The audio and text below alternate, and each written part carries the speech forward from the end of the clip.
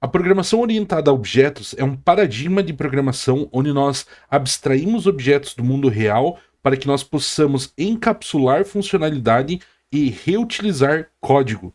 Nessa aula a gente vai aprender tudo o que você precisa saber sobre orientação a objetos em Python. Python é uma linguagem multiparadigma que suporta orientação a objetos. Então aqui a gente vai aprender desde como criar a sua primeira classe até a gente fazer algumas abstrações bem legais que vão integrar essas classes que a gente vai criar ao nosso código Python de maneira muito simples e muito prática, ok? Então se inscreve, deixa like e vamos para essa videoaula que tá muito bacana. Primeira coisa então, o que é uma classe? Uma classe é como se fosse um tipo criado pelo programador. Então, ao invés de a gente estar utilizando aqueles tipos que a gente já viu nas outras aulas, string, int, lista, float, tupla, dicionário, a gente vai criar nosso próprio tipo. E como é que eu faço isso? Eu vou utilizar a palavra-chave class, de classe, e vou dar um nome qualquer. Aqui, vamos criar um primeiro exemplo, vai ser um ponto 2D num plano. Então, imagina um plano cartesiano. Para eu selecionar onde é que o meu ponto vai estar, eu vou ter uma variável x e uma variável y, que é justamente a posição no eixo x e a posição no eixo y do meu ponto. Isso pode ser um float ou pode ser um int. Quando eu crio uma classe, eu posso utilizar o que a gente chama de docstring, que é um tipo de string especial que serve como se fosse um comentário. Ele descreve o que essa classe é.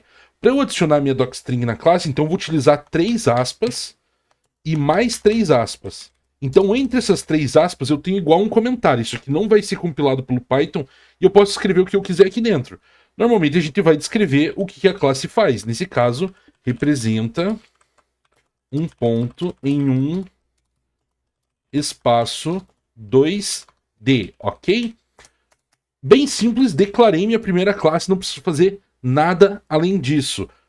Quando a gente cria uma classe, a gente cria essa ideia abstrata da classe. Então um ponto existe, mas ele ainda não é palpável no meu código, ele só existe essa ideia de ponto. Para eu trabalhar com um ponto de verdade, então eu preciso instanciar essa classe, criar um objeto real dessa classe. Objeto e instância são utilizados intercambiavelmente nesse caso. Se eu chamar de objeto ou de instância, tanto faz aqui nesse contexto, ok? Então, para eu instanciar o meu ponto, eu vou criar uma variável de nome qualquer. Por padrão, aqui nessa aula eu sempre vou estar criando as classes com nome maiúsculo, porque esse é o padrão que a comunidade de Python adota. E quando eu for criar o objeto da classe, eu vou usar com letra minúscula, ok? O mesmo nome, mas poderia ser só P ou podia ser qualquer outro nome que funciona, ok? Então, meu ponto, ele vai ser igual. E aí eu vou chamar essa classe através do objeto que é criado com o próprio nome da classe, ponto, e parênteses, como se fosse uma chamada de função. A gente já viu isso aqui antes, porque lembra que para criar uma tupla a gente pode usar tuple e parênteses? A ideia é a mesma coisa, isso aqui é um construtor. A gente está criando esse objeto, instanciando esse objeto. Por isso que isso aqui é uma instância, ok? E aí eu posso printar para a gente ver o que acontece. Se eu printar o ponto do jeito que ele está, sem especificar nada, ele vai me dizer que eu tenho um objeto ponto no meu namespace main, mas o que importa aqui é o nome da classe ponto. É um objeto nesse endereço de memória aqui, ok? Se eu perguntar qual que é o tipo de ponto, então eu vou usar a função type para ver qual que é o tipo de ponto, ele vai me dizer que é justamente um objeto da classe ponto, ok? Bem simples. Como é que eu faço agora, então? Lembra que eu falei que o ponto ele precisa de uma posição x e uma posição y para a gente conseguir localizar ele no plano, né? Para a gente definir variáveis para uma classe, a gente faz o seguinte, a gente chama a variável que está guardando a instância da classe, ponto, e cria uma nova variável. Então eu vou criar o x. E aí eu vou colocar 10. O nome disso é atributo. Então o atributo x da minha instância, ponto, ok? Como a gente tinha, às vezes, por exemplo, math.py para acessar o valor de π. A ideia é a mesma, só que eu estou fazendo isso na instância, ok? Então ponto y igual a 5, por exemplo. Pode ser qualquer valor. E aí, essas variáveis, no caso, esses atributos, porque são variáveis pertencentes a uma instância, eu posso utilizar elas da maneira que eu quiser. Por exemplo, eu posso printar ponto.x e ponto.y, e eu vou ter aqui os meus valores 10 e 5, e posso operar sobre eles da maneira que eu quiser também. Então, ponto.x mais ponto.y vezes um valor qualquer, 15, 14, pode ser, escrevi errado. Então, tenho 80, beleza? Eu também posso aproveitar que... eu vou tirar os prints aqui para ficar mais fácil de ver. Se eu posso operar sobre esses valores, eu também posso passar eles para funções, né? Então eu vou definir aqui uma função para a gente printar a coordenada. Então, print coordenada. Eu vou receber um ponto. Veja, o nome aqui do argumento ponto é o mesmo nome da minha variável ponto, mas não precisava ser, pode ser p, tá? Eu vou usar o p para fins didáticos, mas tanto faz, é um nome de um argumento qualquer. E aí eu quero justamente printar. Eu vou utilizar a fstring, como a gente viu lá na aula de string, e vou passar colchetes. Eu quero ponto x, vírgula, ponto... Ah, desculpa, não é ponto, né? É p. Eu troquei o nome do argumento. p.y. E eu vou colocar eles entre colchetes, então, para ficar bonitinho. E aí eu posso chamar minha função, então, print coordenada e passar meu ponto. E tá lá, do jeito que eu formatei, parênteses, o valor x, vírgula, o valor y. Então, eu posso utilizar a minha instância como argumento de uma função qualquer, ok? Vamos agora pensar em abstração maior. Existem objetos que eu posso formar a partir de um ponto. Todo tipo de objeto no espaço 2D é formado a partir de vários pontos. Como, por exemplo, um retângulo. Se eu quiser representar um retângulo, eu posso modelar ele de basicamente duas maneiras. Eu posso especificar um canto do retângulo e a largura e a altura dele, ou eu posso especificar dois cantos opostos. Das duas maneiras, eu tenho a modelagem completa do meu retângulo, tanto faz qual eu preferir utilizar. Não sabemos qual é melhor, porque a gente nunca programou isso, então vamos optar pelo canto inferior esquerdo e a largura e a altura do retângulo, ok? Vou tirar essa chamada de função, então vou definir nova classe retângulo. Vou dar uma docstring para ele, representação de um retângulo no espaço 2D. Beleza?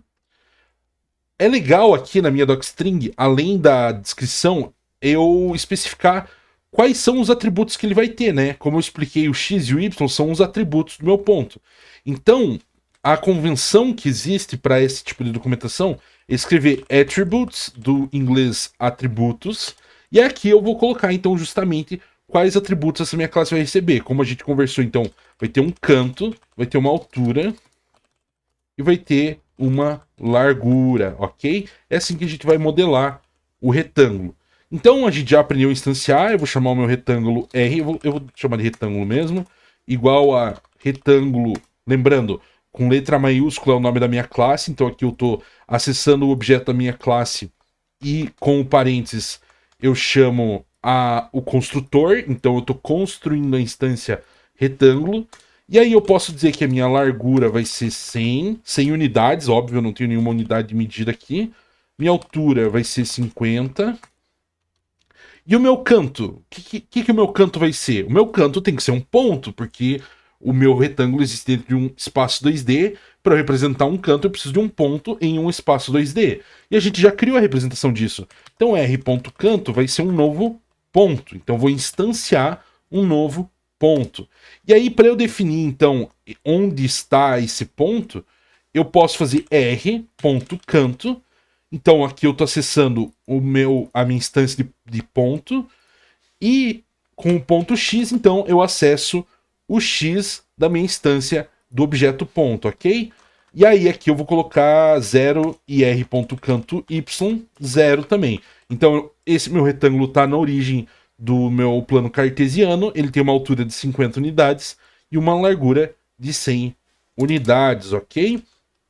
Bem legal. E aí eu posso trabalhar então agora não só com a classe ponto, mas também com a classe retângulo nas minhas funções. Por exemplo, se eu quiser encontrar o centro do meu retângulo, porque eu só tenho um canto, eu não tenho o centro dele. Então eu posso criar uma função encontrar centro. Essa minha função precisa receber um retângulo e ela vai retornar um ponto, porque o centro é um ponto. Então meu novo ponto centro vai ser igual ao ponto, ao construtor ponto. Então ele é uma instância de ponto também, ok? E como é que eu faço para calcular? Eu quero centro.x, e aí para achar o x é só eu somar a posição do meu canto, porque como o canto, vamos utilizar o Paint aqui para a gente visualizar. Eu tenho um retângulo e o ponto que a gente decidiu utilizar para representar ele é o ponto inferior esquerdo, lembra que eu tinha comentado? Então esse retângulo tem uma altura h e uma largura L. Não faz sentido, né? Eu usei H do inglês e o L do português, mas tudo bem. Então, para eu achar o ponto que está no meio, eu preciso somar o valor x do meu canto com metade da largura. E a posição y do meu canto mais metade da altura. Então, essas duas posições aqui vão me dar exatamente o ponto do centro do retângulo, ok? Como é que a gente codifica isso, então? Centro.x vai ser igual a retângulo ponto canto.x mais retângulo ponto largura dividido por 2. E centro.y vai ser igual a retângulo ponto canto.y mais retângulo ponto altura dividido por 2. Então, primeiro eu estou somando o valor do meu ponto x com metade da minha largura, que é justamente para eu encontrar isso aqui. Então, metade da minha largura é isso aqui. Então, eu estou somando a minha coordenada 0 com metade da largura. E depois minha coordenada 0 do y com metade da minha altura, ok? E aí eu retorno centro. É um novo ponto que eu criei, que justamente representa o centro. Vamos chamar a função print coordenada no meu encontrar centro do meu retângulo R, ok? Lembrando, a função print coordenada ela só vai escrever bonitinho qual é a coordenada de um ponto, e a função encontrar centro retorna um ponto. Então eu posso reutilizar ela aqui para visualizar o ponto do centro. E aí se eu rodar, opa, deu um erro porque R não está definido. R.largura. Eu usei R aqui e o nome aqui é retângulo, então vou trocar para R. Rodei e tá lá. Vamos ver se tá certo? A largura era 100 e o meu canto é 00. Então a posição X do meu canto, do meu centro, tem que ser 50 e a altura 25. E tá aqui, 50 e 25, beleza? Bem legal. Bem intuitivo, acredito que até aqui não tenha tido muita dificuldade. Se tiver dificuldade, pode deixar a dúvida aqui nos comentários, ok? Objetos são mutáveis, beleza? Então eu vou apagar aqui a minha chamada de função. E olha só, se eu fizer r.altura igual a 100 e eu printar... se eu printar o meu R, eu vou dar print r.altura mesmo. Olha só, a altura antes era 50. Agora eu alterei e quando eu printei realmente veio 100. Não deu erro, né? Se eu tentar fazer isso aqui em alguns tipos de dados imutáveis, vai dar erro, como tuplas. Tuplas são imutáveis. Mas objetos, por padrão, são mutáveis. Então eu posso alterar os atributos dele conforme eu necessitar. Eu posso, inclusive, fazer uma função que modifica os valores, os atributos de uma instância. Então, por exemplo, eu vou criar uma função aumentar retângulo. E ela vai receber como parâmetro um retângulo. Ela vai receber um delta de altura e um delta de largura. O que é esse delta? É o tanto que eu quero que aumente. Então, de altura, de largura, ok? E aí eu posso acessar diretamente retângulo.altura mais igual de altura. E retângulo.largura mais igual de ponto largura. E aí eu não preciso retornar, porque eu já estou modificando os valores do meu retângulo que eu passar para essa função. Eu não preciso retornar nada. Vamos ver se funciona. Eu vou dar um print r.altura, r.largura. Aí eu vou chamar a função aumentar retângulo, eu vou passar R e vou passar o tanto que eu quero aumentar. Vou botar 200 de altura e 100 de largura. E aí eu vou dar o mesmo print de volta. Vamos copiar aqui, exatamente o mesmo print, ok? Tá lá, eu iniciei com a altura 50 e a largura 100. Aumentei 200, minha altura foi para 250 e aumentei minha largura em 100, ela foi para 200, beleza? Então eu consigo, dentro das funções, modificar os atributos dos meus objetos. E se eu passei um objeto para a função, eu não preciso retornar ele de volta, porque o que eu modificar dentro da função está sendo mutado dentro do estado do objeto. O estado é basicamente a configuração do objeto da instância. Então o estado dele é todos esses atributos combinados formam o estado. Então se eu passo um objeto, uma instância, como argumento de uma função e modifico os atributos, eu estou modificando o estado do meu objeto, beleza? E a questão da igualdade. Deixa eu só apagar aqui os prints, para a gente não se atrapalhar. Vou dar um clear aqui no console. Vamos supor que eu quero, então, criar um retângulo 2, e eu quero que ele tenha os mesmos valores de R. Posso fazer R2 igual R? Vamos ver. Print R2 igual R. O que vocês acham que vai retornar? Verdadeiro ou falso? Verdadeiro ou falso? Verdadeiro. Isso aqui é a mesma coisa que a gente viu lá na videoaula de listas, é a questão do meu alias. Então, quando eu faço esse tipo de atribuição, eu não estou criando um novo retângulo. Eu só estou nessa variável R2, eu vou apontar para o mesmo objeto R. Eu vou utilizar aqui o recurso do Paint novamente para a gente entender exatamente o que está acontecendo. Então, deixa eu trocar a cor aqui. Eu vou ter o meu triângulo R. Triângulo não, retângulo, né? E aí eu vou criar o meu R2. Beleza? Se eu atribuir isso aqui com o igual, o que é que acontece? R2 não aponta para um retângulo novo.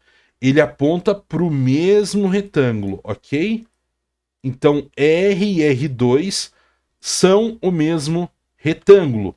Tanto que se eu modificar R2.altura igual a 1 e printar R.altura, note, eu estou printando a altura de R, não a altura de R2. Tá lá, a altura muda para 1, ok? Então, como é que eu faço para copiar um objeto? Eu quero copiar ele do jeito que eu defini. Eu quero a mesma altura, quero a mesma largura. Como é que eu faço para copiar se eu não posso usar o sinal de igual, a atribuição igual? Muito simples. Eu vou importar um módulozinho, um pacote chamado copy, nativo do Python. E aí eu vou fazer R2 igual copy. Copy é o nome do pacote, ok? Do pacote copy eu quero a função copy, então eu tenho que fazer copy.copy. E aí eu passo o objeto que eu quero copiar, no caso o R. Agora eu vou fazer um print R2 igual a R. E vamos ver o que retorna? Falso, porque agora são objetos diferentes. Vamos ver no nosso diagrama, como é que fica isso aqui. Deixa eu apagar isso aqui. Agora, ao invés de usar o igual, eu usei o copy. Ok? E o R2, ao invés de apontar para esse retângulo aqui, agora sim, com o copy, ele aponta para o próprio retângulo. Então agora, vejam que eu tenho dois retângulos diferentes. O nome R aponta para um e o nome R2 aponta para outro, diferente de antes, que R e R2 apontavam para o mesmo retângulo. Então, isso aqui são objetos diferentes em memória. Inclusive, aqui eu vou ter uma altura, Aqui eu vou ter uma largura. E aqui, do outro lado, eu tenho a mesma coisa. Essa altura é uma, essa altura é outra. Se eu modificar essa altura aqui, eu não modifico essa altura aqui, beleza? Vamos testar. Opa, abri o console. Então, eu quero fazer um R2.altura igual a 1. E aí eu vou printar o R.altura e o R2.altura. Eu escrevi alura ao invés de altura. Tá lá, ó. A altura do R não foi alterada, continua sendo 250. Enquanto a altura do meu R2 eu defini como 1, ok? Mas tem um probleminha nisso aqui. Porque além da altura e da largura, eu tenho o canto. Será que o canto também é copiado? Vamos fazer. Eu vou printar r.canto igual a r2.canto. Deixa eu tirar esse print aqui só para não atrapalhar a gente. Vamos ver o que acontece agora. Eu recebo true. Então, canto do R é igual ao canto de R2. Mas por que isso acontece? Porque o canto, ele é um outro objeto. Eu vou fazer aqui um retângulo, mas isso aqui é um canto, né? Então, eu tenho um ponto. Esse ponto tem um X e esse ponto tem um Y, ok? E aqui eu tenho o atributo canto. Esse atributo canto, ele aponta para esse ponto, certo? Que ponto é um objeto que a gente definiu, é um tipo que a gente definiu. Quando eu faço copy, eu crio uma nova altura, crio uma nova largura, mas o Python não sabe por padrão, quer dizer, ele sabe, por padrão, ele não vai copiar objetos que são atributos de outros objetos. Então esse canto, ele vai apontar para esse mesmo ponto. Tanto que se eu alterar esse canto aqui, então eu vou fazer r2.canto.x igual a 1000.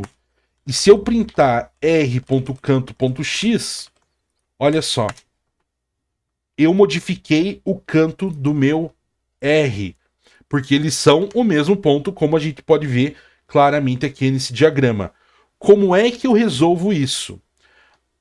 O copy, o pacote copy, não a função copy, tem uma outra função chamada deep copy, que ela vai fazer uma cópia profunda, ou seja, ela vai copiar todos os atributos do objeto de todos os objetos. Então, se eu rodar isso aqui de novo, agora o meu x é zero. Lembra que a gente definiu o x do R como zero?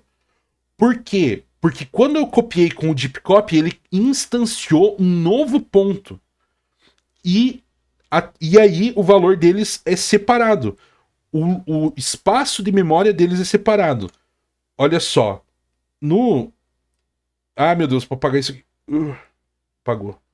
Ao invés de eu estar apontando para esse ponto aqui, a instância com o deep copy, ele vai instanciar um novo ponto, que vai ter o próprio x e o próprio y, e agora esse canto aponta para cá. Isso com o deep copy. Beleza? Então esses pontos são diferentes. Eles não são mais o mesmo ponto. Tanto que eu posso verificar isso printando esse ponto. Então r.canto, r2.canto. Olha só, se eu olhar o endereço de memória, o final do endereço de memória muda, né? Então o meu canto do R é o C70 e o canto do R2 é 5B0. Mesmo que quando eu faço deep copy esse ponto tenha o mesmo x e o mesmo y, é uma nova instância, ok? Se ficou um pouco confuso, tenta voltar, tenta brincar um pouquinho com o código para você ver se você entende, tenta modificar os valores, porque de primeira pode ser um pouquinho tricky, mas depois pega o jeito e entende bem essa questão do copy, do deep copy, quando os objetos são iguais, quando não são iguais, beleza? Tiver alguma dúvida, pode deixar aqui nos comentários que eu sempre respondo todo mundo, beleza? Agora, eu vou para outro exemplo. Vamos para um exemplo novo, porque a gente vai trabalhar com funções dentro de classes. Então, para esse exemplo, eu quero representar o tempo do relógio. representação do tempo no formato hora, minuto, segundo. Beleza? Quais os atributos? Acabei de dizer, então, hora, minuto, segundo. Ok? A gente já aprendeu, então eu vou criar aqui um tempo. Tempo 1 igual tempo. E aí eu posso definir a hora. Posso definir o minuto. E posso definir o segundo. Beleza? Então, seria meio-dia e meio, 15 segundos. Mas isso aqui é tempo, tá? Não é horário. Então, minha hora pode passar de 24, porque é tempo, não é horário. Beleza. Agora, vamos implementar... Eu quero implementar uma função que eu vou somar duas variáveis do tipo tempo e vou retornar o tempo final. Para isso, a gente vai utilizar um conceito chamado prototipação e correção. O que isso significa? A gente vai tentar criar uma função que faz o que a gente quer, um protótipo, que não precisa ser super bem elaborado. Ele precisa ser funcional. E aí, a gente vai identificar os problemas que esse protótipo tem e a gente vai ir lapidando ele e resolvendo os problemas pouquinho a pouquinho, ok? Então vamos lá, eu vou definir um soma-tempo. Somar, né? É sempre legal a gente colocar o nome da função um verbo, né? Então, tempo 1, tempo 2.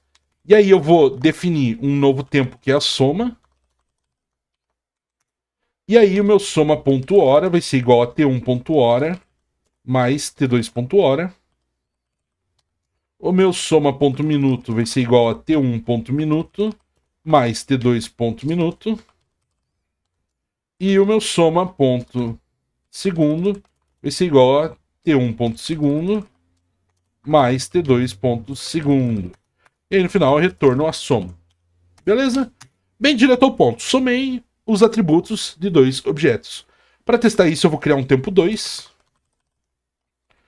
O meu tempo 2 vai ter hora 1. Tempo 2 vai ter minuto 0. Tempo 2 vai ter segundo 10. E aí eu vou... para a gente conseguir visualizar isso aqui um pouquinho melhor, eu também vou criar um print horário. Vai receber... desculpa, um print tempo. Vai receber um tempo. E aí ele vai dar print uma f-string. Tempo.hora. Tempo.minuto. Tempo.segundo. Então agora eu vou fazer o meu somar tempo. Desculpa, eu vou printar o resultado. Print tempo do resultado do meu somar tempo entre meu tempo 1, que eu defini aqui em cima. Então o tempo 1, 12, 30, 15. E o tempo 2, 1, 0, 10. Tempo 2. Vamos ver o que retorna. 13, 30, 25. Vamos ver se está certo. 12 mais 1, 13. 30 mais 0, 30. 15 mais 10, 25. Beleza. Conseguem identificar qual que é o problema disso aqui? O problema é que se eu somar o meu minuto aqui e eu botar 50, eu vou ter 80 minutos. E a gente sabe que isso não existe. Porque 80 minutos, na verdade, é 1 hora e 20 minutos. Consigo melhorar essa função somar tempo? Consigo. Eu posso adicionar, depois de realizar meus cálculos, se soma.segundos for maior ou igual a 60, eu quero que soma.segundos seja menor ou igual a 60. Então vou tirar esses 60 segundos e vou adicionar 1 minuto. E se depois disso, soma.minuto for maior ou igual a 60, soma.minuto é menos ou igual a 60, ou seja, eu vou tirar 60 minutos e vou adicionar 1 hora. Ok? Se eu rodar de novo, tá lá, resolvi esse problema. Continua tendo problema? Continua. Por quê? Porque se eu colocar um valor muito alto de minutos, ele só retira 60 desses minutos. Eu precisaria de um while aqui para calcular enquanto, ou tirar o mod e assim por diante, beleza? Mas a gente não vai resolver isso ainda, porque a gente vai ver isso de um jeito mais legal. Agora eu quero mostrar para vocês o que é interessante nessa função aqui. O interessante é que eu recebi um tempo, 2 tempos na verdade, o T1 e o T2, mas eu não modifiquei os atributos deles. Eu criei uma nova variável chamada soma, que é uma nova instância de tempo, e modifiquei ela.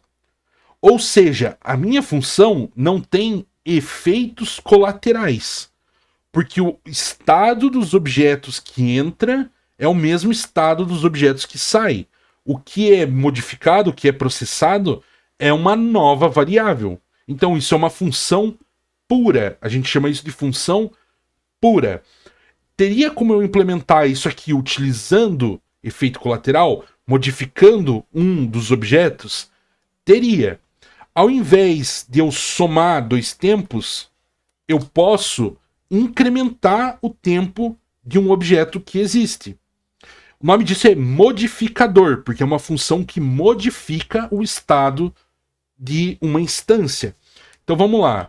Def incrementar segundos. E aí eu vou receber um tempo e eu vou receber um valor de segundos. E aí eu quero que o meu tempo.segundo seja mais igual aos meus segundos. E aí vai entrar na mesma questão aqui de eu fazer essa regrinha para aumentar os minutos, né? Eu só preciso trocar soma por tempo.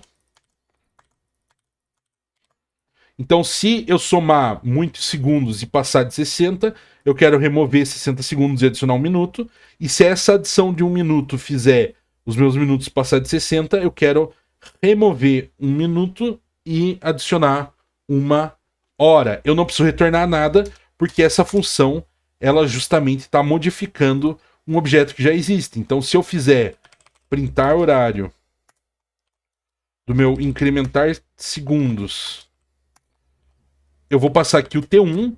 O T1 ele tinha 15 segundos, então eu vou passar mais 70 segundos. Opa, print horário is not defined. É print tempo, desculpa. T1 é tempo 1, né? Tempo 1. Ah, meu Deus do céu, é segundo, não segundos. Desculpa, galera.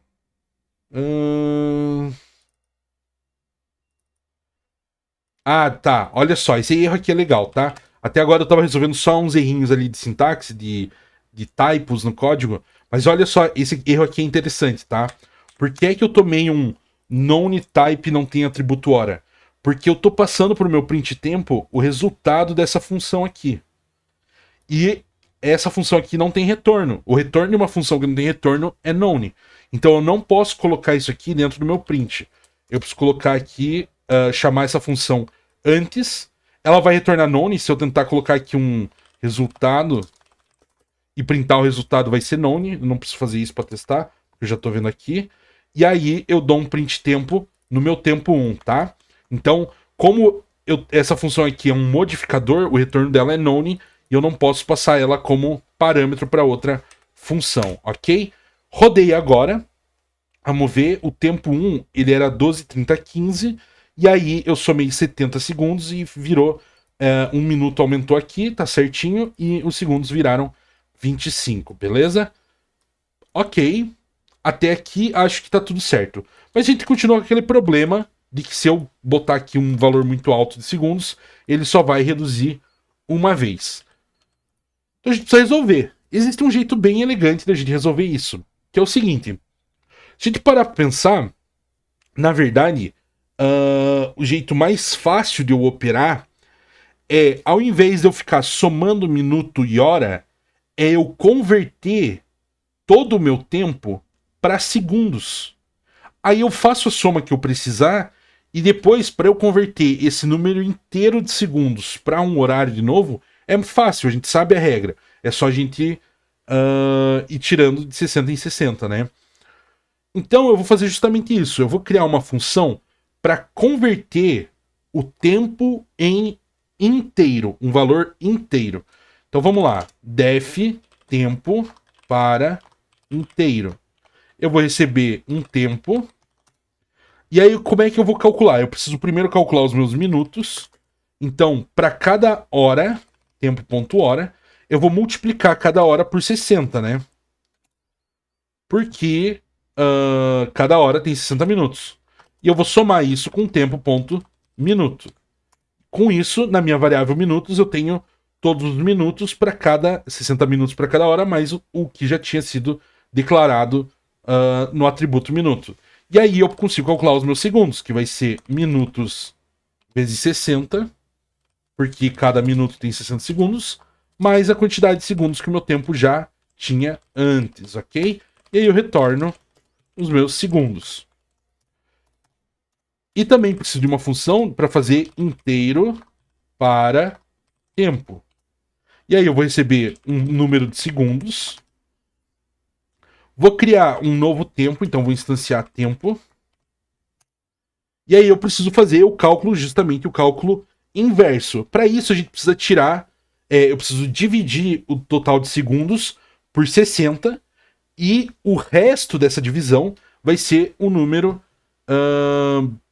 de horas que vai sobrar. Então um valor vai ser os minutos e o outro vai ser os segundos. Lembram daquela aula de tuplas que eu falei sobre o operador divmod? Então, em vez da gente fazer duas contas aqui, a gente pode utilizar essa funçãozinha para já calcular a divisão e o resto, já que a gente vai utilizar os dois, ok? Então, usando a declaração por tupla, eu vou ter minutos, e minutos aqui vão ser calculados em uma variável separada, porque depois eu vou utilizar para calcular os segundos, e o meu tempo.segundo vai ser igual justamente ao divmod da quantidade de segundos por 60. Então, isso aqui vai receber, minutos vai receber o valor da divisão, e o meu tempo.segundo vai receber o resto. Então, se eu tiver 70 segundos, a divisão de 70 por 60 é 1, e o resto é 10. Então, eu vou receber 1 minuto e 10 segundos que sobraram do resto. Se eu tiver 130 segundos, vai ser 2 minutos e 10 segundos, e assim por diante. E a mesma coisa agora, então eu vou fazer o meu tempo.hora e o meu tempo.minuto vai ser igual ao divmod da minha divisão de minutos por 60. Então, mesma coisa, se eu tinha aqui 71 minutos, a minha divisão, eu vou ter 1 hora, dentro de 71 minutos eu tenho 1 hora, que é o valor da divisão de 71 por 60. Atribuo isso para hora. E aí, os 11 minutos que sobraram, que são o resto, eu coloco no minuto do meu tempo. E aí, eu vou dar um return tempo. E agora, eu tenho como converter o meu horário para inteiro e como... Aí eu posso fazer a operação que eu quiser, somar, dividir, subtrair, a loucura que eu quiser. E aí eu consigo pegar esse valor inteiro e voltar ele para um horário, ok? Para um tempo, desculpa. Então eu vou definir aqui uma função soma tempo. Ele vai ter um T1 e um T2. Eu não sei se é o mesmo nome somar tempo. Eu vou sobrescrever, tá? Quando a gente declara assim outra função depois, eu tô basicamente sobrescrevendo a função. Cadê? Somar tempo. Então ela não vai mais existir. Só para confirmar, eu vou comentar ela, tá? Para ter certeza que não estamos utilizando essa função aqui, e sim essa nova somar tempo que vai utilizar a conversão para inteiro. Então, o que eu quero fazer? Para eu somar o tempo, eu quero uma quantidade de segundos. Eu vou converter o T1 para inteiro, então tempo para inteiro de T1 mais tempo para inteiro de T2. O tempo para inteiro vai me retornar um valor inteiro, então, por exemplo, se for 1 minuto e 10 segundos, vai me retornar 70, e aqui, se for 30 segundos, vai me retornar 30. 70 mais 30 vai ter 100. Então essa variável segundos aqui vai receber 100. E aí eu vou retornar inteiro para tempo dos meus segundos. Então eu vou passar 100 para a função inteiro para tempo, que vai converter esse 100 para 1 minuto e 40 segundos. Vamos fazer, então, aqui exatamente esse exemplo que eu falei. Então, eu vou ter um T1, que vai ser um tempo, e T1 ponto hora igual a 0, T1 ponto minuto igual a 1, T1 ponto segundo igual a 0. E aí eu vou ter um T2, que vai ser um tempo, T1 ponto hora vai ser igual a 0, desculpa, T2, T2 ponto minuto vai ser igual a 0, T2 ponto segundo igual a 50. Eu vou trocar aqui o segundo aqui para ser 50 também. Então o que tem que acontecer? 50 segundos mais 50 segundos são 100 segundos. 100 segundos é 1 minuto e 40 segundos. 1 minuto e 40 segundos mais 1 minuto aqui do T1, então o resultado tem que ser 2 minutos e 40 segundos. Vamos ver se a gente consegue chegar nesse resultado. Então eu vou fazer um...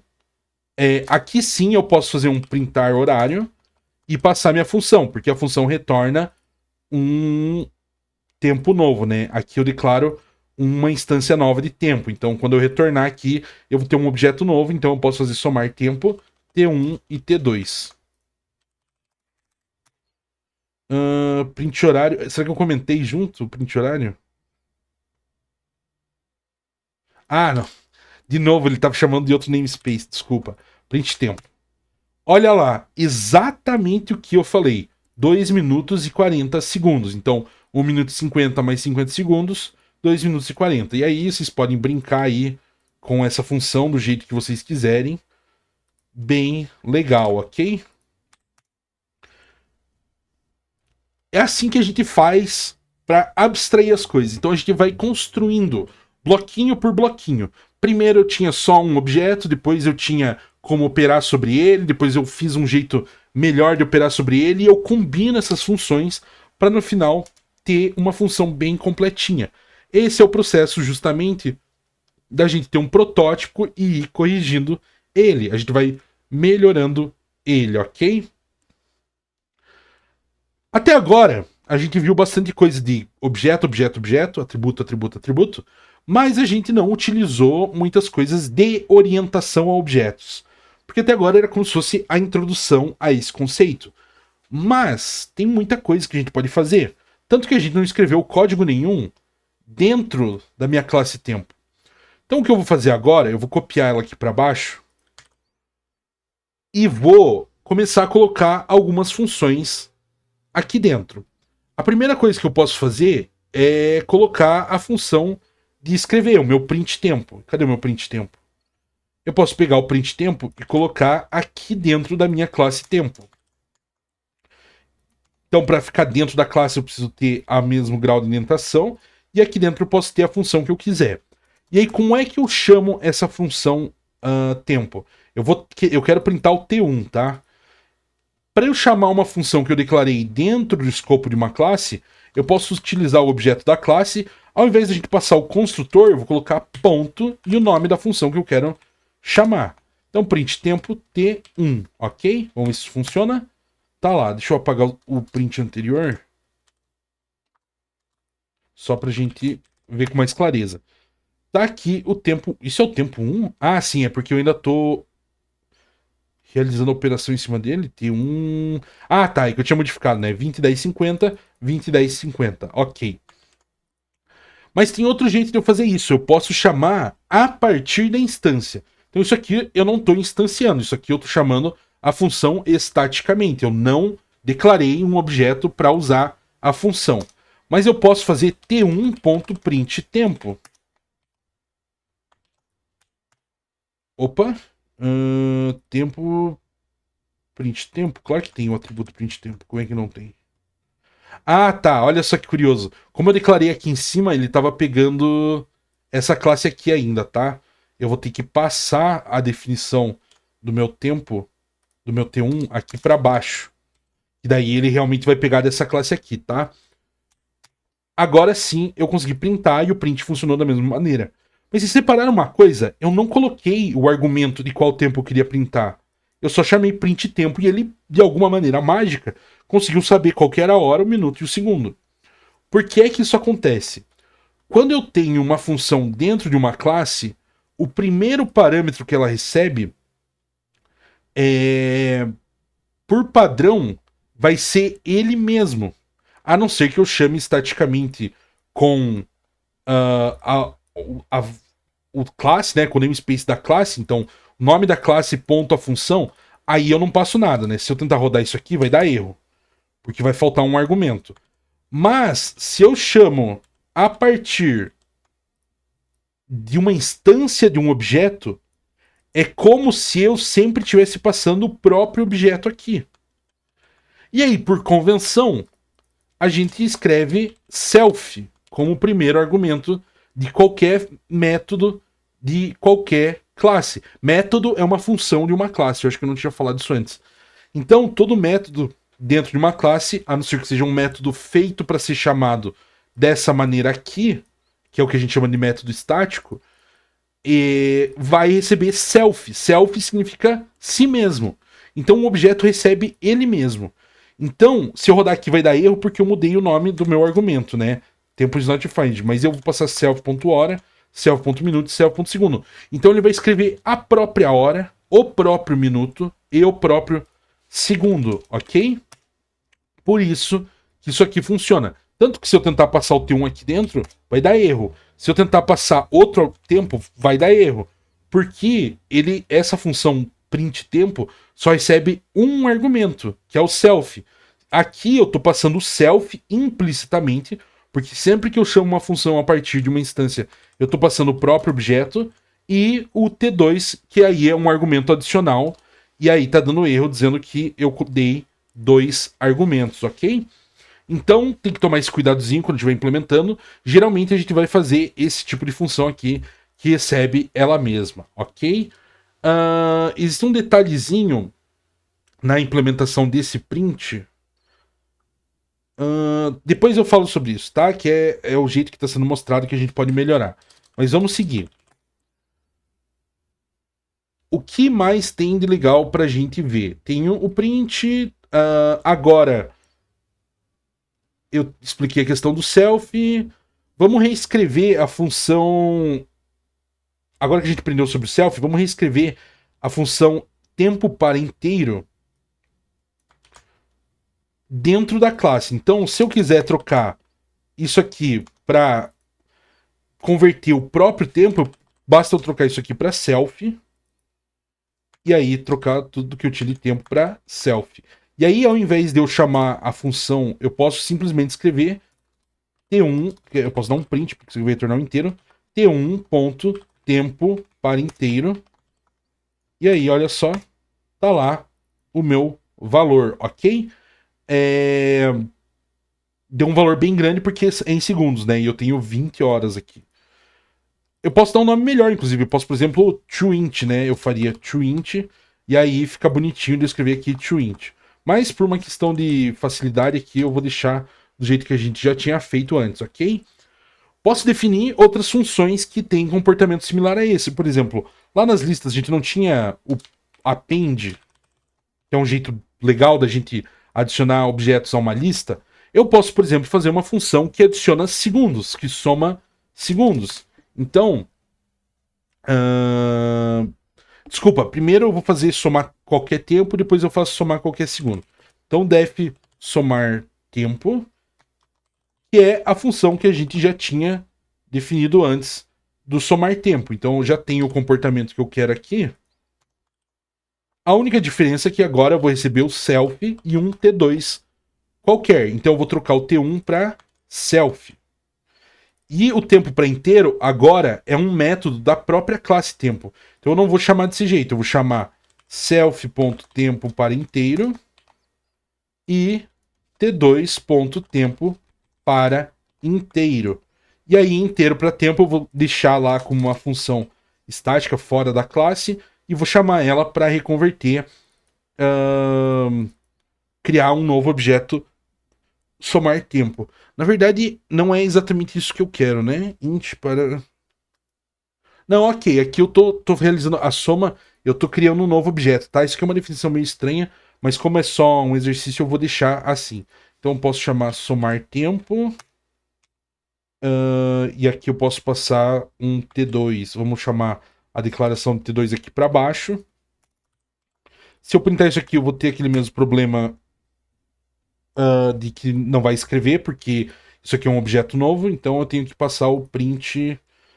Ah, olha só que legal. Eu vou mostrar. Eu ia passar aqui o print tempo, né?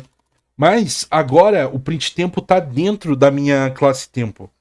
Então, ao invés de eu precisar passar aqui fora, eu posso só encadear os métodos. Então, T1.somar tempo, ponto print tempo.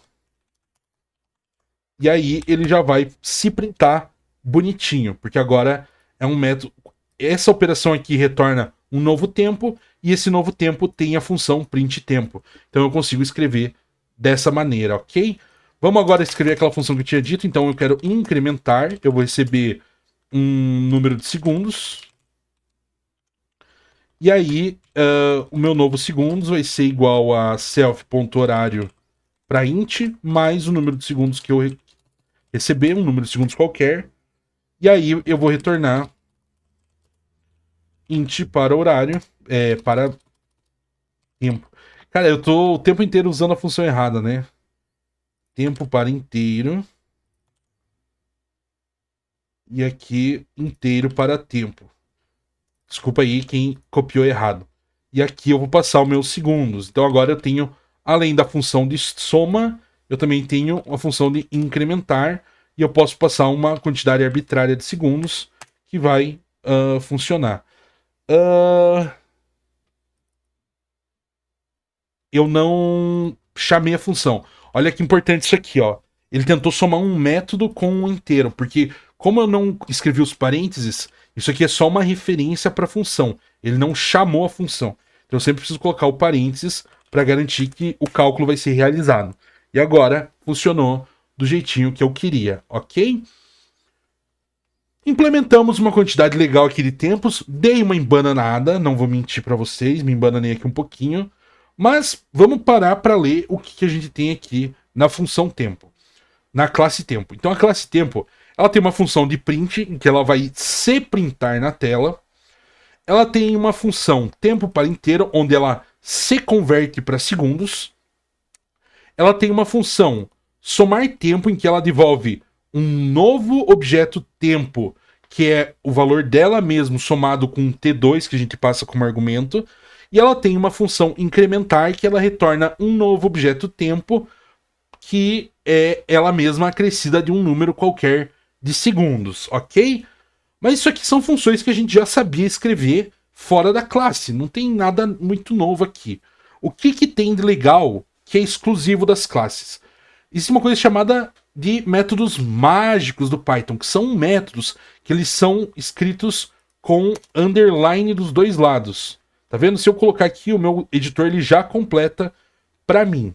Então, tem alguns métodos bem legais. O primeiro é o init. O que é o init? O init, ele é o meu construtor. Ele é a função que constrói o meu objeto. A gente já usou ele. Sempre que a gente chamou aqui t2.tempo, a gente está utilizando o init.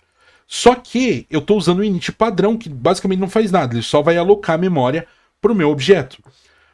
Ao invés disso, eu posso ter uma função customizada. Por exemplo, não seria bom se a gente pudesse colocar aqui dentro da inicialização o número de horas, minutos e segundos que eu quero? Seria muito prático. Aí eu não precisaria ficar fazendo esse t2.hora, t2.minuto. Eu posso fazer isso, é muito simples. A função init, então, como é uma função dentro de uma classe, o primeiro argumento, por padrão, a gente sempre chama de self. O segundo vai ser hora. E aí, eu vou passar um valor padrão para hora. Então, o meu usuário vai ter a opção de colocar ou não esse atributo, ok? Então, hora igual a 0, minuto igual a 0 e segundo igual a 0. Então, se ele não colocar hora, minuto, segundo, o padrão vai ser 0. E aí eu preciso implementar essa função, dizer o que ela vai fazer com essas variáveis hora, minuto e segundo. O que ela vai fazer? Ela vai setar o próprio valor de hora com o valor que o usuário passar. Então, se o usuário passar 1 aqui, eu quero que a hora da minha classe seja 1. Como é que eu faço isso? Para acessar um atributo próprio, a gente usa o self. Então, self.hora igual a hora. Então, a diferença desse hora aqui para esse hora aqui é que o self.hora é o atributo da classe. O hora aqui é o parâmetro que o usuário digitou no construtor, tá? Por padrão, a gente sempre usa o mesmo nome aqui. É um padrãozinho de Python, mas obviamente eu poderia colocar qualquer nome aqui no meu argumento que funcionaria igual, beleza? Então vamos lá, self.minuto igual a minuto, self.segundo igual a segundo, ok? E aí agora sim, se eu rodar ainda vai funcionar, porque se eu não passar nada, ele vai definir 000 por padrão, mas eu também posso fazer um T3 igual a tempo e fazer um T3.print tempo. E aí ele vai printar 000, porque eu não defini nada no construtor. Se eu colocar 1 aqui, ele vai definir a hora como 1. Se eu colocar 2 aqui, ele vai definir minuto como 2. E se eu colocar 3 aqui, ele vai definir o segundo como 3. Mas olha só, lembra que eu falei que tinha um probleminha na visualização da nossa função print? É porque se eu não tenho um int com 2 dígitos, a hora não fica do jeito que a gente costuma mostrar horas, né? Normalmente quando a gente vai mostrar a hora, mesmo que seja um int de um dígito só, a gente vai colocar o 0 na frente, para ficar bonitinho nesse formato aqui. Mas usar o print, ter uma função print assim, é meio estranho, né? Porque eu não posso fazer print T3. Isso aqui vai me retornar só o objeto onde ele está na memória. Eu posso alterar esse funcionamento do print. Como? Usando um método mágico.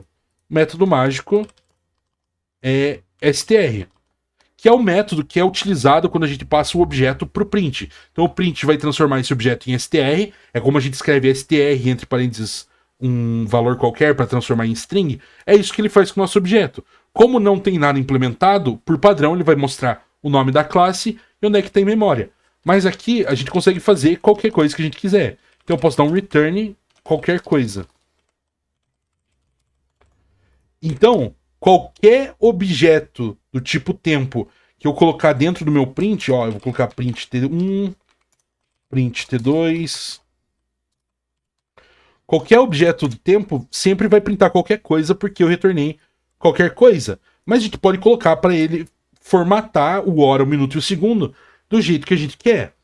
Então, eu vou pegar aqui minha colinha, porque a gente pode formatar utilizando a operação de formatação que a gente aprendeu lá na aula de string ou de arquivo, não estou bem certo lembrado.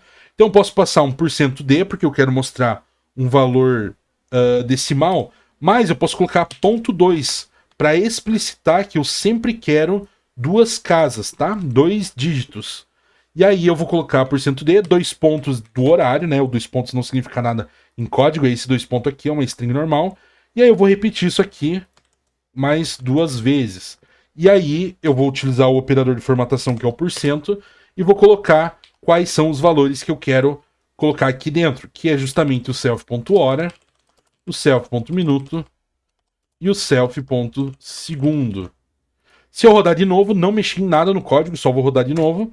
Quer dizer, mexi aqui, né? Mas não mexi lá embaixo no print. E olha só, agora ele printa no formato bonitinho, 000000. Então se eu tiver, por exemplo, 1 aqui agora, ele vai printar 010000, bem bonitinho. Enquanto a minha função print printa desse jeito errado, né? Não tá 100% errado, mas também não tá tão bonitinho. Beleza? Esses são alguns dos métodos mágicos, depois a gente vai ver mais. Agora, quer dizer, agora a gente vai ver mais, porque a gente vai aprender um conceito chamado sobrecarga de operadores. Eu tenho operadores para os tipos que o Python me fornece, né? Por exemplo, se eu quiser fazer uma soma de 1 mais 1, eu uso o operador mais. Mas se eu quiser somar T1 com T2, por que eu não posso fazer isso? Porque o operador mais, ele não suporta o tipo tempo que eu defini. Se eu quiser que ele suporte, eu mesmo preciso implementar a adição. Para isso, a gente vai utilizar então o método mágico, essas underlines, add. Ele vai retornar um self. E por padrão a gente coloca aqui other. Other do inglês outro, tá? Eu vou utilizar o padrão, porque se vocês forem procurar a documentação mais tarde, é desse jeito que vocês vão encontrar. Como é que eu implemento a soma? Bom, eu já tenho aqui, né, somar tempo. Então, a soma do meu tempo, eu vou ter segundos, igual a tempo para inteiro, mais other.tempo para inteiro.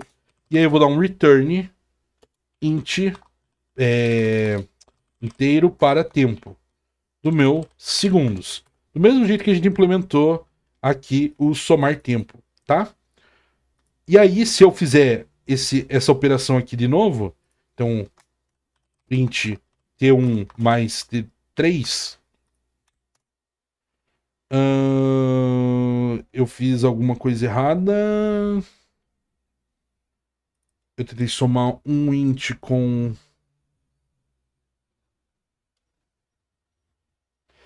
Eu errei dentro do meu...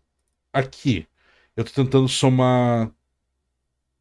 Aqui tá certo e aqui tá errado. Tempo... Ah, olha só, eu cometi o mesmo erro de volta, desculpa. É que eu utilizei o autocomplete, né? E aí eu não coloquei o parênteses, né? Olha só, rodei de novo e não deu mais erro. Era só a questão do parênteses, ok? Agora eu consegui escrever T1 mais T3 dentro de um print. Olha que conveniente. Eu vou até apagar aqui, vou dar um clear e rodar de novo. Ô demônio. Como eu já tenho o str, eu posso colocar o resultado. O resultado da minha soma é um tempo. Se eu der um type aqui, ele é tempo. Por que ele é tempo? Porque o resultado da minha soma é inteiro para tempo. E a implementação de inteiro para tempo cria um novo tempo e retorna um tempo. Então eu posso colocar esse resultado diretamente dentro do meu print. Ele vai utilizar a função str e vai ficar convertida para a forma bonitinha que a gente quer. Tá vendo como esses blocos de Lego que são que é a programação, que é as funções, que é o uso correto das classes, ele vai um encaixando no outro e a gente vai começando a ter esse uso super ergonômico, super legal da gente programar com isso. Então se eu quiser operar sobre tempo agora, eu consigo fazer de um jeito muito fácil, tá? Existe uma coisa também que a gente já implementou aqui o somar tempo, a gente já vai utilizar ele, aqui eu reimplementei, mas tudo bem. Mas a gente também tinha o incrementar, né? Que ele soma um inteiro. Então, ao invés de eu somar tempo com tempo, eu somo tempo com inteiro. E eu posso... eu não posso fazer print T1 mais 10. Isso aqui não vai funcionar. Porque quando ele chama o add, ele vai tentar fazer 10 ponto tempo para inteiro e o int não tem isso. Mas o que eu posso fazer é o que se chama despacho por tipo. Então, eu posso fazer... ao invés de eu ter para cada soma que eu for fazer, eu sempre converter o other para inteiro, eu posso verificar se ele é uma instância de tempo ou se ele é um número inteiro. E aí realizar a soma de maneira diferente, ok? Então, como é que eu faço para verificar se ele é um inteiro ou se ele é um tempo? Eu vou escrever if, e aí eu tenho uma função no Python chamado isInstance. E aí o que é o isInstance? Ele vai verificar se o tipo de uma variável, um tipo que eu passar aqui, é igual a um segundo tipo, que é o que eu vou colocar, qualquer um aqui, né? E eu vou passar tempo, então eu quero verificar se other é um tempo. Se ele for tempo, o que eu quero fazer? Eu quero fazer um return int para inteiro para tempo do que? O que é que eu quero transformar em tempo? O meu self ponto, e aí aqui eu já tenho somar tempo implementado. Então self ponto somar tempo com o meu other. Lembrando que o somar tempo ele vai retornar um tempo. Ele vai retornar um inteiro. Ah, isso aqui vai dar problema, eu acho, né? Isso, desculpa, galera, eu falei errado, olha só. Se eu tentasse fazer isso aqui, eu ia passar um tempo novo aqui e ia tentar converter ele de novo. Ao invés disso, eu vou só passar a função self.somartempo, porque ela mesma já faz a conversão primeiro para segundos e depois o inteiro para tempo de novo. Então eu posso só passar o self.somartempo, tá?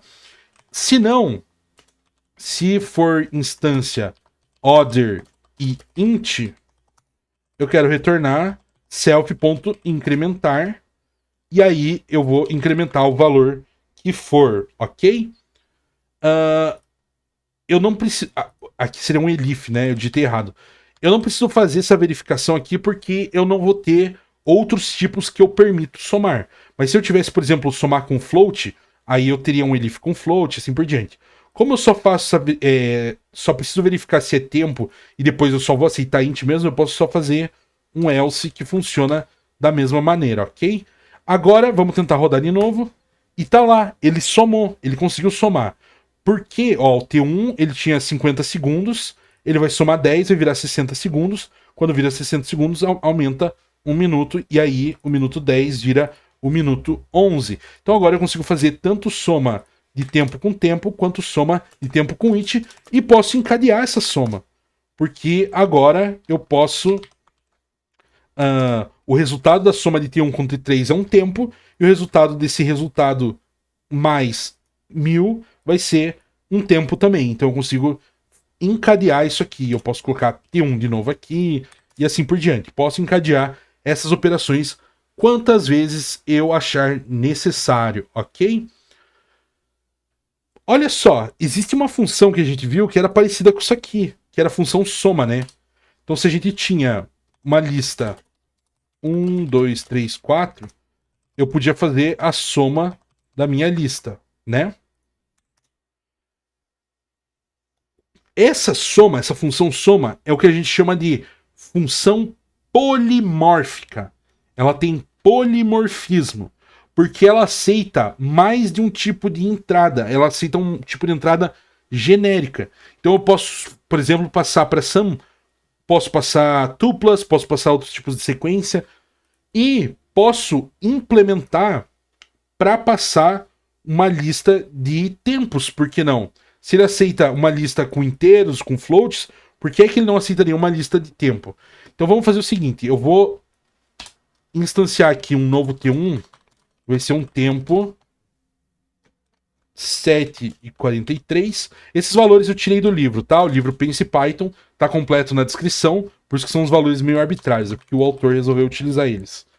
7:41 e o meu T3 é tempo 7:37. E aí eu quero que o total seja a soma de um array, de uma lista, que tem o meu T1, o meu T2 e o meu T3. E aí eu vou printar o total. Isso aqui funciona? Não. Por quê? Porque quando eu realizo a operação sum, a operação de soma, a primeira coisa que ele vai fazer é pegar o número 0 e tentar somar com o primeiro elemento dessa lista. Vamos comentar isso aqui um pouquinho e tentar fazer isso na mão. O que acontece se eu fizer 0 mais T1? Ele vai dar erro, porque ele vai pegar o meu valor 0 e tentar aplicar a soma desse tipo, a soma do tipo int, com T1. E o tipo int não define o que é somar um inteiro com um tempo. O que a gente definiu é como somar tempo com um inteiro. São coisas diferentes. Então se eu passar T1 mais 0, aí funciona. Porque eu já defini essa soma. Mas eu não defini o que acontece se eu tentar somar no lado direito. Isso é importante porque os operadores têm precedência. Mas eu tenho como implementar isso. Agora, se eu rodar, vai dar erro. Mas eu posso implementar o método radd, que é right add, a soma à direita. Ele vai receber um self e ele vai receber um order, assim como na função add. E aí eu só preciso explicar para o meu código o que fazer se a soma tiver no lado direito. No meu caso, a minha soma que eu implementei já resolve isso. Então, return self.add order. Porque eu já trato a soma com inteiro. Então, basicamente, eu descrevo ao inverso, né? Então, como é que eu somaria se fosse da esquerda para a direita? E aí, eu aqui explico para o código. Então, eu só quero que ele execute a mesma função add. O order, quando eu chamar a função add aqui, não vai mais ser o próprio... Aqui eu tenho a soma... desculpa, tá um pouquinho estranho explicar, porque o conceito é um pouquinho difícil, mas vamos lá. Eu tenho 1 mais tempo, certo? Aqui eu vou receber, então, o self vai ser o tempo e o order vai ser 1. E o inteiro, o tipo inteiro não sabe fazer essa soma. Mas eu tô dizendo pro tipo inteiro, quando isso aqui acontecer, eu quero que você faça self, e self é tempo, porque self é sempre a autorreferência do objeto, e o order é o inteiro que eu tenho aqui. Pode ser 1, mas pode ser qualquer valor. Eu quero que você faça self.add, passando como argumento esse inteiro aqui. E aí, o que acontece se eu rodar? Ele funciona, porque quando eu chamo a função add, então o meu order vai ser a parte inteira da soma, ele vai cair aqui no meu else e ele vai chamar a função incrementar, que soma corretamente o lado esquerdo com o direito, porque é um inteiro e a gente já aceita a soma de inteiro. E agora, se eu descomentar isso aqui e printar o total, voilá, a minha soma funciona, porque agora eu expliquei como é para fazer a soma à direita, ok? Esse aqui é provavelmente a parte mais legal dessa parte de herança, de polimorfismo que a gente viu, que a gente consegue fazer isso para qualquer tipo que a gente estiver criando. Se eu estiver trabalhando com um jogo e eu precisar implementar atributos, se eu estiver trabalhando com uma simulação e eu tiver um tipo de fricção, alguma coisa assim, eu consigo ir construindo a minha classe para trabalhar com os operadores padrões do Python, com os tipos padrão do Python, e eu começo a ter esse tipo de resultado aqui, que é muito legal. Beleza? Espero que vocês tenham entendido até aqui. Se não entenderam, voltem na aula se for necessário, ou deixem nos comentários as dúvidas. Eu vou passar devagarinho aqui o código. Aí, se precisar, vocês podem pausar e copiar algum trecho que vocês tenham perdido ou esteja dando erro, ok? Esse aqui é o código completo funcionando. Lembrando que pode dar algum probleminha se a ordem de alguma coisa estiver diferente, porque eu estou sobrescrevendo algumas coisas, ok? Vou apagar tudo. E agora a gente vai para a segunda parte de orientação a objetos. Então a gente viu como criar atributos, a gente viu como criar métodos e como criar métodos que interagem com as partes nativas do Python. Agora a gente vai ver o que é herança.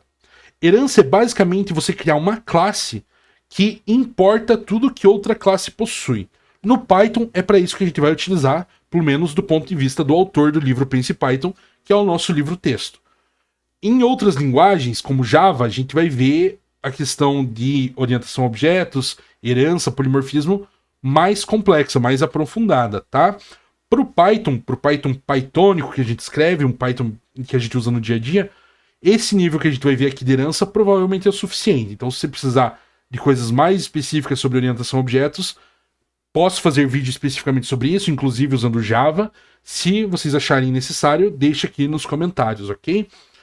Então vamos ver o que é herança. Para a gente ver a questão da herança, a gente vai utilizar o exemplo do baralho de cartas. Um baralho tem 52 cartas, as cartas são numeradas de 1 a 10, tem o valete, a dama e o rei, e cada carta tem 4 naipes: ouro, copa, espada e paus, ok? A gente vai usar essa configuração, é claro que tem baralhos com configurações diferentes. Então a gente vai querer implementar o baralho, depois nós vamos implementar, quer dizer, primeiro a gente vai implementar a carta, depois a gente vai implementar o baralho e depois a gente vai implementar a mão de jogo, ok? Primeiro vamos respirar um pouco e parar de codificar para a gente pensar em como a gente vai atacar esse problema. Para os meus naipes, eu quero organizar eles de uma maneira que eu possa definir a força de cada carta. Então, o ouro, eu vou levar em conta a força do naipe do truco, mas se vocês quiserem implementar de outro jeito, de algum jogo da sua preferência, fica à vontade, tá? Tanto faz. É só o jeito que a gente descreve o código. Então, o ouro, ele é um naipe mais fraco, então ele vai ser 0. O espada é o segundo mais fraco, então ele vai ser 1. O copas é o segundo mais forte, então vai ser o 2. E o paus, vai ser o mais forte, que é o 3, ok? Então, eu vou tratar o conceito do naipe como um número. E lá pra frente isso vai fazer bastante sentido, porque depois eu posso utilizar isso aqui como um índice, ok? E os números vai ser mais direto ao ponto, então o as vai ser o 1, o 2 vai ser o 2, o 3 vai ser o 3 e assim por diante, até o 10. Aí eu vou ter dama, que vai ser o 11. Lembrando que essa é a força do truco. Se você quer fazer cacheta, qualquer outro jogo, coloca a dama mais forte que o valete, tá? Não tem problema. Valete e o rei, que vai ser o 13, que é a carta mais forte do baralho, ok? Essa vai ser o jeito... Nossa, eu fiz ao contrário aqui, né? Mas vocês entenderam. Esse é o jeito que a gente vai computacionalmente representar as cartas. Então, por exemplo, um as de espadas é um 1 na carta, não, no valor da carta, e um 1 no naipe, ok? Vamos então começar a implementar a classe da carta. Então, class carta representa uma carta de baralho, ok? Vamos criar um construtor, então vou definir init e eu vou receber para cada carta, então um valor e um naipe, ok? Então self.valor igual valor, self.naipe igual naipe. Um construtor padrão, sem nenhum gracejo, ok? Vou também definir o meu str para eu poder printar isso aqui. E aí eu vou utilizar uma fstring.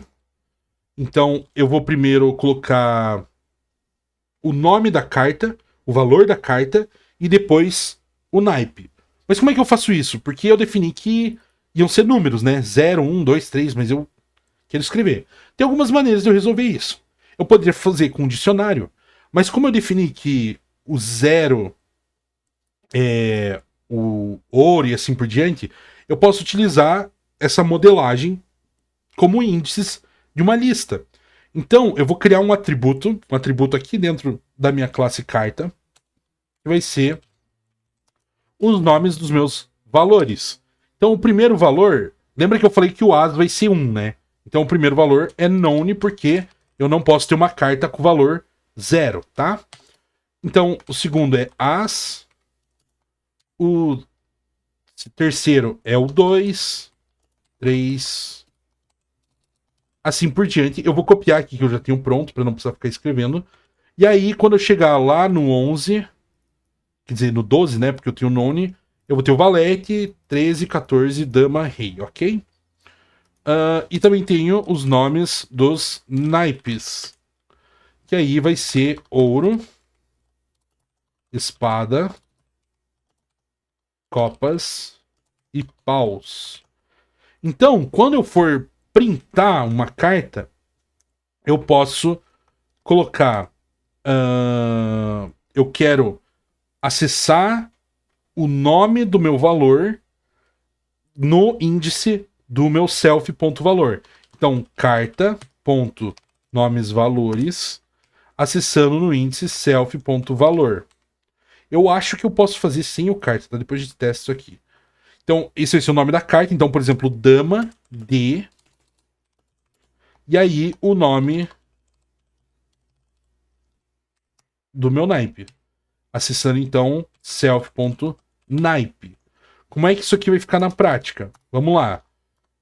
eu vou criar um objeto carta, uma instância de carta. Vai ser, então, 0, 1, 2, 3, 4, 5, 6, 7, 8, 9, 10, 11, 12, 13. Então, eu vou pegar a dama 12 do naipe... pode ser copas, né? Então, vai ser 2. 0, 1, 2.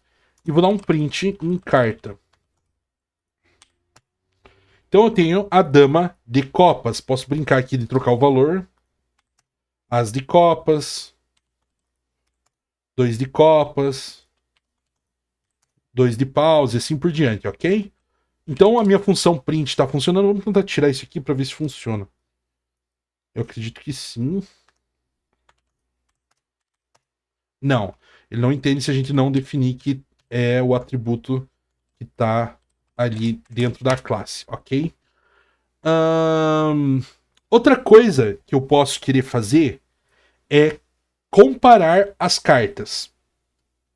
Então, quando eu tô jogando truco, eu sei que... Nossa, truco é um exemplo ruim, tá, gente? Vamos esquecer o truco por enquanto. A gente usou só pra força aqui dos naipes e das cartas, mas é um exemplo mais difícil de implementar. Vamos focar em um jogo qualquer. Por padrão, o 10 é mais forte que o 5, no poker, sei lá. Então, eu posso querer comparar cartas, né? Isso é uma coisa natural que eu vou fazer se eu for jogar qualquer jogo. A maioria dos jogos, pelo menos. Eu posso, igual eu fiz, eu dei overload, eu sobrescrevi o operador mais, no outro exemplo, no exemplo do tempo, eu posso sobrescrever o operador menor que. Para isso é só eu definir um novo operador less than, LT de less than, menor que. Eu vou receber um self e um order, assim como na função de adição. E aí, se o meu valor for menor do que o valor da outra carta que eu estou comparando, eu vou retornar true. Então, eu retorno verdadeiro quando o valor do meu objeto for menor do que o valor do outro objeto. Quando é que isso acontece? Quando o valor da face da carta é menor. Se o valor da face for maior, eu retorno falso, porque ele não é menor, ele é maior. Se ele não é nem menor nem maior, ele é igual. E aí eu preciso comparar o naipe. E aí eu vou dar um return self.naipe menor do que other.naipe. Porque quando eu comparo o naipe, eu estou comparando 0, 1, 2 ou 3, né? Então, se 0 for menor que 1, eu retorno verdadeiro. Se o meu naipe for maior, por exemplo, for de paus, 3 menor que 2, é falso. Então, eu já consigo colocar essa operação aqui diretamente, já funciona, beleza? E aí eu posso fazer, eu vou ter duas cartas, eu vou ter um as de paus e eu vou ter um 10 de ouros. Se eu fizer carta 1 menor que carta 2, ele tem que me retornar verdadeiro, porque o AIS é menor do que o 10. E me retornou verdadeiro. Se eu trocar isso aqui para um AIS de ouro, agora tem que me retornar falso, porque o ouro é mais fraco que paus. E me retornou falso, beleza? Por isso que o truco é um exemplo ruim, porque a carta mais forte do truco é o 3, ou até a manilha, se a gente for implementar o jogo de verdade. Então vai ficar mais complexo. Fica aí como dever de casa. Tenta implementar a função menor que se for o truco, ok? Beleza, implementamos nossa função, nossa classe carta. Ela tá bem legal. Ela tem um construtor simples de usar. Ela se escreve, né? Quando a gente printa ela de um jeito bem legal. E ela tem um operador menor que. Agora, vamos implementar o nosso baralho. A implementação do baralho vai ser bem simples. O baralho só precisa de um init. Ele não vai retornar, ele não vai receber nenhum parâmetro no init dele, porque o que a gente quer é que o baralho tenha cartas. Então eu mesmo defini aqui um atributo chamado cartas, que vai ser uma lista que começa vazia. E aí a gente precisa adicionar as 52 cartas do baralho nele. Como é que a gente faz isso? A gente vai fazer um for para cada naipe em range 4. Porque os naipes, como a gente modelou, vão de 0 até 4, até 3, né? Então, o range 4 vai de 0 a 3, né? Ele é não inclusivo.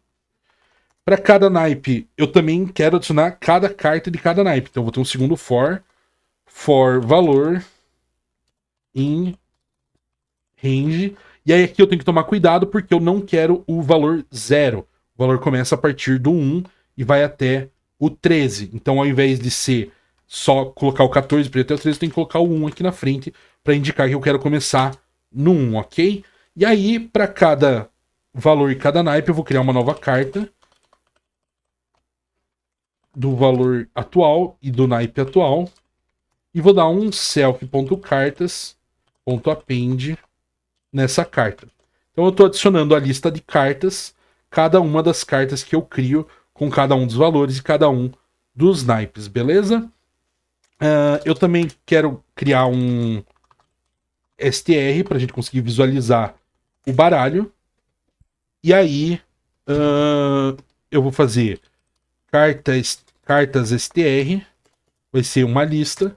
E aí, para cada carta em self.cartas, eu vou dar um append da string da carta. Então eu vou fazer cartas str.append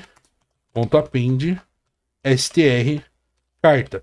Lembrando que o str é quando eu chamo essa função aqui, ele vai utilizar justamente o meu str de carta, assim como no print a gente não precisa fazer isso porque o próprio print faz. Mas como aqui eu não estou printando, eu estou dando append em uma lista, eu preciso explicitamente converter para string, ok? E aí eu vou dar um return, eu vou criar uma string com /n e vou fazer um join no meu cartas str. Lembrando o que o join faz, a gente viu isso aqui na aula de string, mas basicamente ele vai juntar cada uma das strings dessa lista aqui, separadas pela string que eu colocar aqui. Então, no caso, o contra /n é o caractere para quebra de linha. Então, eu vou printar cada uma das strings de cada carta em uma linha nova. E agora, se eu chamar o meu script, eu devo printar todas as cartas do baralho. Ah, óbvio, né? Eu não declarei, né? Eu preciso declarar aqui um baralho igual a baralho. E aí, print baralho. Tá lá. Em ordem, inclusive, porque obviamente estou percorrendo com for, ele vai adicionar em ordem cada uma das cartas do baralho, ok? Vamos pensar em algumas funções legais que a gente pode implementar para o baralho. Então, a primeira função é comprar uma carta.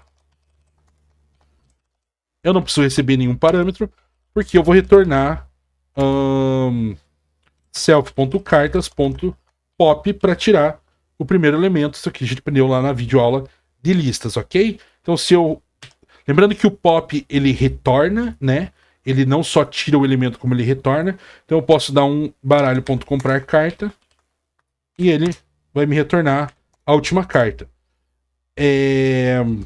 Sempre é a mesma carta, porque cada vez que eu tô rodando, o rei de paus sempre é a última carta, porque ele vai iterar de 0 até 3, o último naipe, o 3, é o paus, e ele vai tirar de 1 a 14, de 1 a 13, né?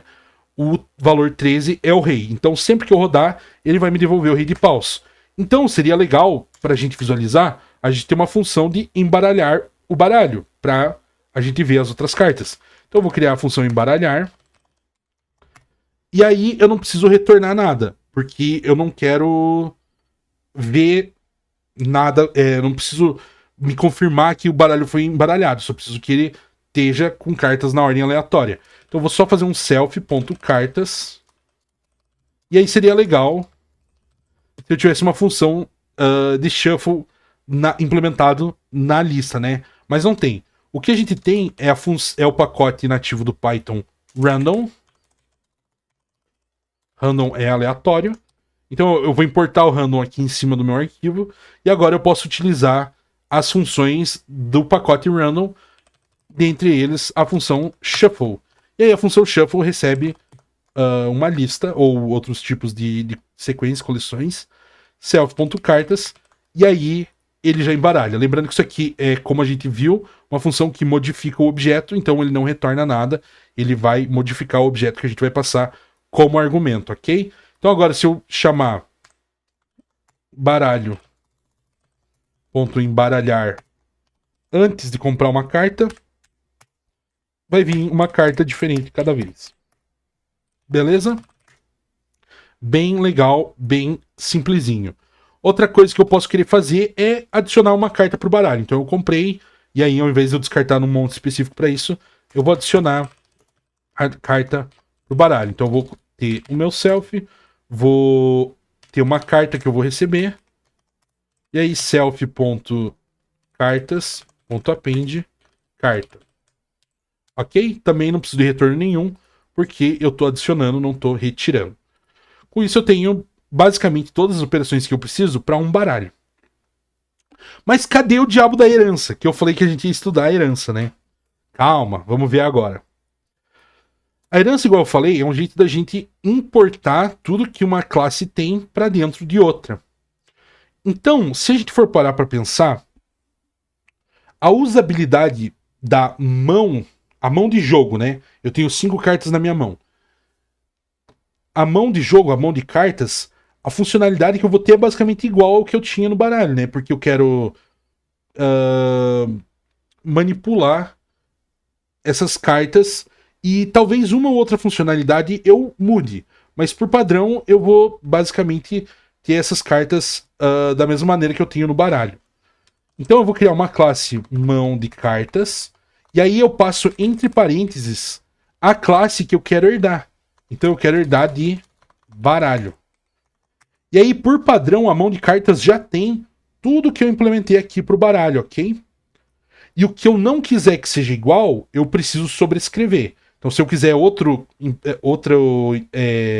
método construtor, eu preciso escrever meu próprio construtor aqui na mão de cartas. E é isso que eu vou fazer. Eu não vou começar a mão com 52 cartas igual começa o baralho inteiro, né? Então eu vou definir um novo método init. E eu vou começar a mão com vazia, né? Então cartas vai ser uma lista vazia. O que eu vou passar aqui para diferenciar é uma label.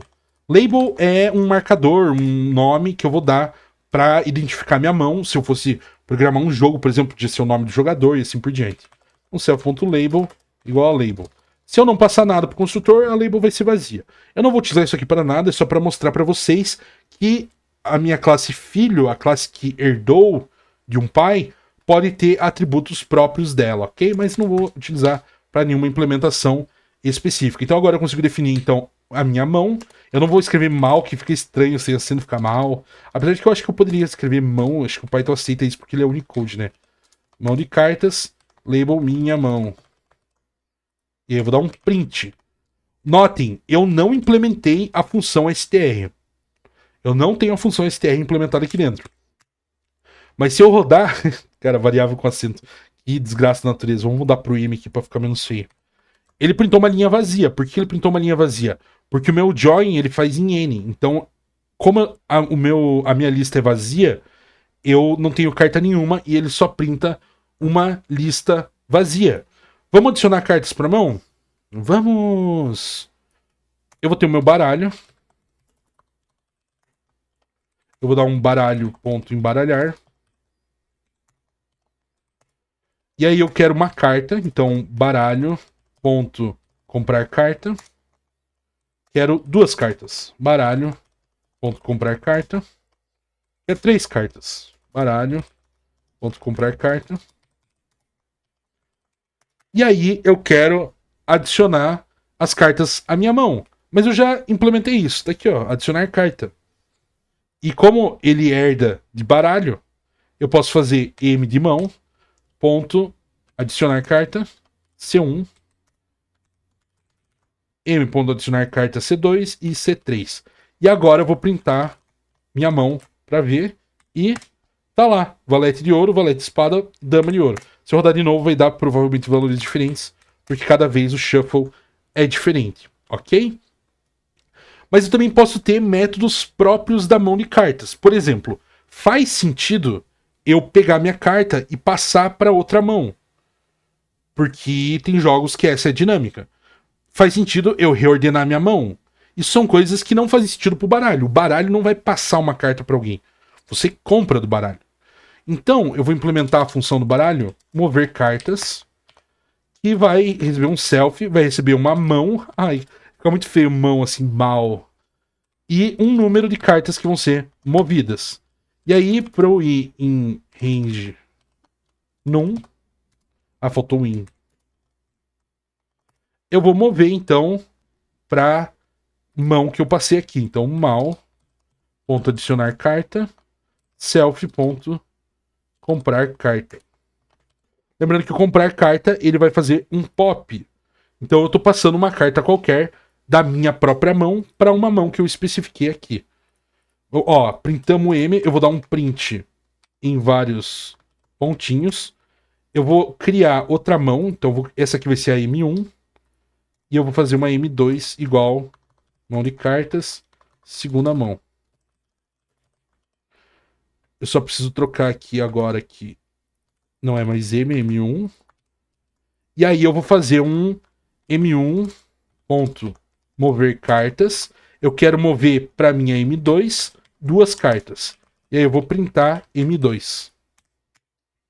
Então olha só, eu tinha o 6 de espada e o 2 de copas na mão 1 e eu passei para a mão 2.